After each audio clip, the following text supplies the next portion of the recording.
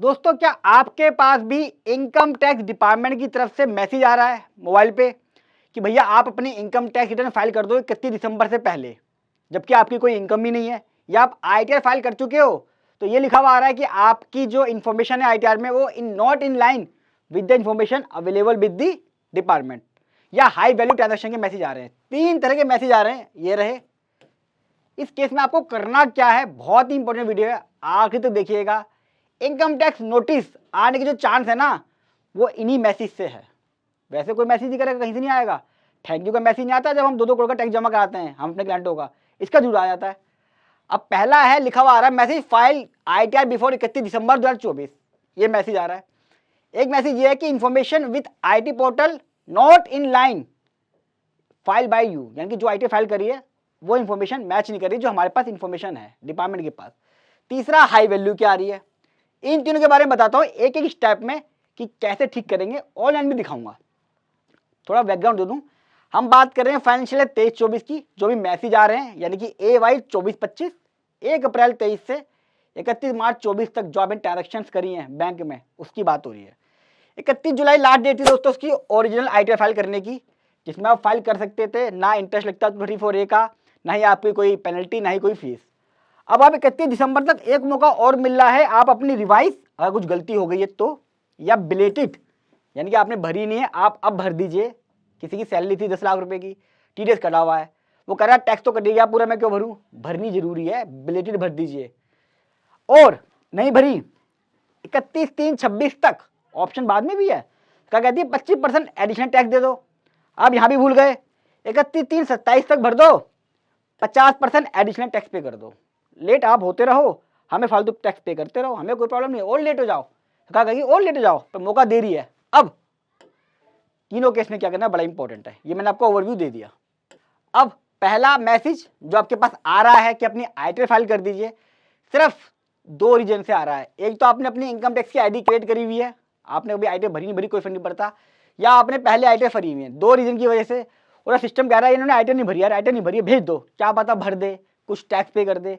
उसकी इन्फॉर्मेशन से नहीं पता कुछ इन्फॉर्मेशन है या नहीं है, हो सकता है कि आपने पूरे साल में बैंक में सेविंग इंटरेस्ट आया 10 रुपये का, तब भी जा रहा है। तो इसमें क्या करना आपने, आपको लगता है कि आप अपनी आईटीआर भर सकते हो या भरनी है, 4 लाख की सैलरी है, कुछ शेयर्स हैं, हो सकता है शेयर मार्केट में लॉस हो आपको, उसमें दिखा रहा हो 15 लाख का ट्रांजेक्शन, F&O की सेल दिखा रहा हो, शॉर्ट टर्म कैपिटल गेन दिखा रहा हो, लॉस हुआ हो, या परचेज दिखा रहा हो, तो अगर लॉस है तो, या छोटा अमाउंट है तो भी भर दें।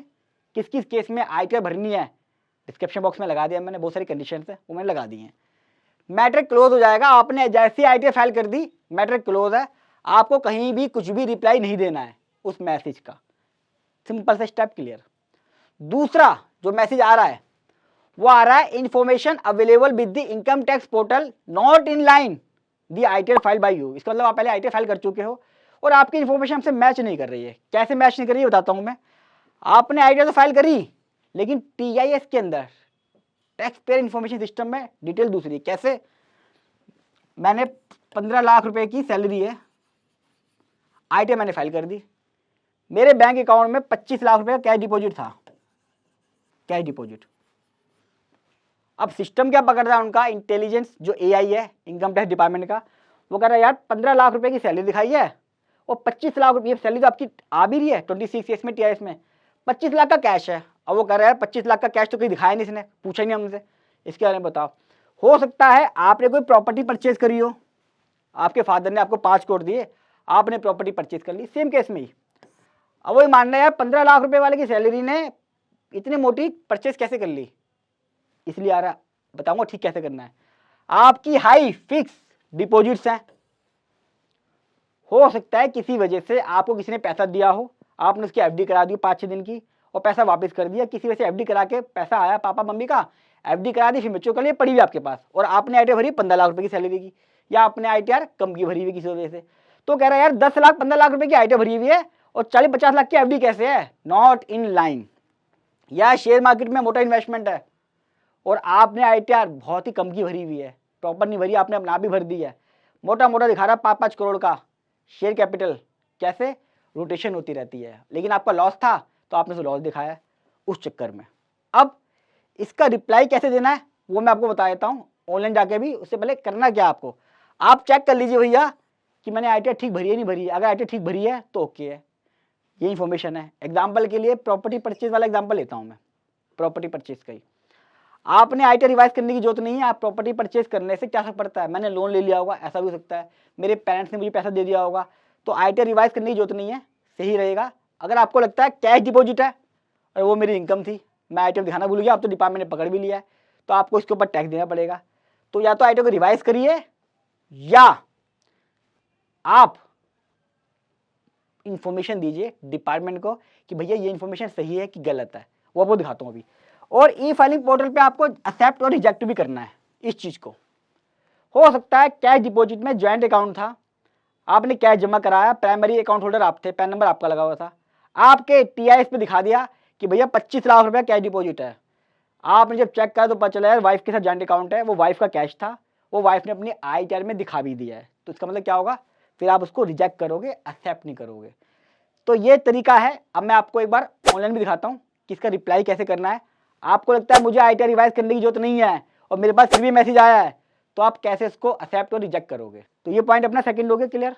अब point third, high value transaction, same procedure follow होगा जो मैंने आपको इसमें और इसमें बताया। हाई वैल्यू में क्या कह रहा है वो, कि आपकी बहुत ज्यादा हाई वैल्यू ट्रांजेक्शंस हैं, या तो मैच नहीं कर रही या आपने ITR फाइल नहीं करी, तो आप क्या करो, अपनी ITR फाइल कर दो या फिर प्रॉपर रिवाइज कर दो। आपको लगता है यार वाक्य में हाई वैल्यू ट्रांजेक्शन थी और मुझे ITR रिवाइज करने की जरूरत है, या फिर एक्सेप्ट और रिजेक्ट जो मैंने अभी आपको वीडियो दिखाई है। इस तरीके से अगर आप कर लेंगे तो आप काफी चीजों से बच जाएंगे। अच्छा, अगर आप भूल गए तो क्या होगा, मान लो आपने मेरी वीडियो इग्नोर कर दिया, आपने कहा ये तो बोलता रहता है यार, इसका काम ही क्या है, हम तो कुछ भी नहीं करेंगे, हम निठल्ले हैं, हम देख लेंगे, कुछ नहीं होता, सब ये बोलते कुछ नहीं होता, कुछ नहीं होता, उसने करा। डिपार्टमेंट क्या करेगा, तीनों केसेस के अंदर अगर आपने कुछ नहीं करा तो आपको एक नोटिस भेजेगा 133(6) में, कहेगा भाई साहब आपने ITR नहीं भरी है, हाई वैल्यू ट्रांजेक्शंस थी, दिक्कत है, आप इतने पैसे वाले हो यार, आप हमें कुछ पैसे नहीं दे रहे, पैसे दो। आप अपनी अपडेटेड ITR फाइल कर दो, या तो 25% से या 50% से, जब भी आएगा उस साल देखना पड़ेगा, आप भर दो। आप कहते हो मैं यहाँ भी नहीं भरूंगा भाई, मैं बड़ा ढीठ हूँ, देखा जाएगा जो होगा। तो क्या होगा, आपके पास फिर नोटिस आएगा 148 का। कब तक आ सकता है, जिस साल की बात कर रहा हूं मैं, 30 जून 2030 तक आ सकता है। जो साल क्लोज हो रहा है AY 24-25, 5 साल 3 महीने का टाइम है, 30 जून 2030 को खत्म हो रहा है मेरा टाइम। इस टाइम तक आपके पास 148 का नोटिस आ सकता है, यानी कि आपका केस लग जाएगा। जब केस लगा तो क्या होगा, सरकार बोलेगी 60% का हमें टैक्स दो, फिक्स है ये, कोई चीज नहीं है, 10% की हमें पेनल्टी लगेगी, 72% का इंटरेस्ट, 72% का इंटरेस्ट लगाया मैंने, बहुत कम लगाया, ये डबल भी हो सकता है, ये मिनिमम लगाया मैंने 72% मिनिमम, वैसे डबल होगा इसका, ध्यान रखना। और आपका मिनिमम परसेंटेज कितनी बैठेगी, 113.20, जो जनरली आती है वो कितनी आती है बता देता हूँ, 178%। समझ रहे हो, 25 लाख कैश जमा करा दिया तो डिमांड कितनी आएगी देख रहे हो, 113% के हिसाब से या 178 के हिसाब से आपका सब कुछ बिक जाएगा। इसलिए कहता हूँ वीडियो को इंपॉर्टेंस दो, ITR फाइल करो, कोई भी मैसेज इनकम टैक्स का आया उसे इग्नोर मत करो, टाइम बहुत कम होता है, 31 दिसंबर अभी भी है, अपने कंसल्टेंट से डिस्कस करके इस चीज़ को सॉल्व कराइए। वीडियो बड़ी इंपॉर्टेंट है दोस्तों, जितना हो सके सब जगह इसको शेयर करें। 31 दिसंबर में कम ही टाइम बचा है, मुझे 2 दिन लगते हैं वीडियो बनाने में और आपको सिर्फ 1 सेकंड वीडियो को फॉरवर्ड करने में, क्योंकि इंडिया का इकलौता प्रैक्टिकल चैनल है। फर्स्ट टाइम आ रहे हैं, चैनल को सब्सक्राइब कर ले, कोई क्वेरी हो मेरे से पूछ लीजिएगा, कुछ सजेशन हो जिससे मेरी वीडियो और भी बेहतर हो सके, या आप चाहते हैं किसी टॉपिक की वीडियो बनाऊं, वो भी आप मुझे कमेंट बॉक्स में जरूर लिखिएगा। आपके हर एक सुझाव का और कमेंट्स का हमेशा मेरी तरफ से वेलकम है। जल्द मिलूंगा अगली वीडियो में, तब तक नमस्कार।